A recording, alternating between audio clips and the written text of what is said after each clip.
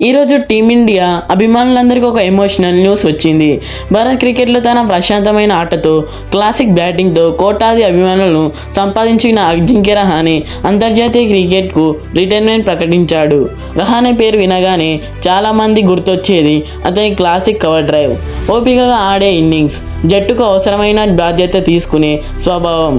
ఎలాంటి పరిస్థితుల్లో కూల్గా ఉండి జట్టును ఉపయోగపడే ఆటగాడుగా ఆయన పేరు తెచ్చుకున్నాడు. రహానే కెరియర్ గురించి మాట్లాడితే 2011లో భారత్ జట్టులోకి వచ్చి టెస్టులు, వన్డేలు, టీ20లో భారతదేశానికి సేవలు అందించాడు.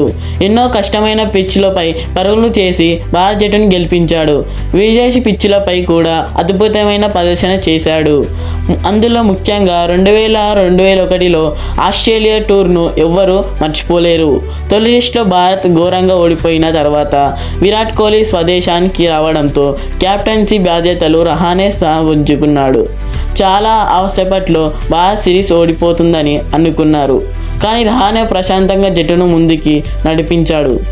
మెల్బోర్న్ టెస్ట్ను శతకం చేసి జట్టుకు అద్భుతమైన విజయాన్ని అందించాడు. తర్వాత గాయాల ఇబ్బందులు ఉన్నప్పటికీ యువ ఆటగాళ్లను ప్రోత్సహిస్తూ చివరకు దెబ్బలతో చెస్ సిరీస్ను విజయాన్ని సాధించాడు. ఈ విజయం భారత్ క్రికెట్ చరిత్రలో ఎప్పటికీ ప్రత్యేకంగా ఉంది. అయితే గత కొన్ని సంవత్సరాలుగా రహానే భారత్ జట్టులోకి అవకాశాలు తగ్గాయి. విదేశీ క్రికెట్లో IPL మంచి ప్రదర్శనలు చేసినా మళ్ళీ స్థిరత అవకాశం రాలేదు. చివరకు చాలా ఆలోచించి అంతర్జాతీయ క్రికెట్కు విడాకులు చెప్పాలని నిర్ణయించుకున్నాడు. మరి మీ అభిప్రాయం ఏమిటి?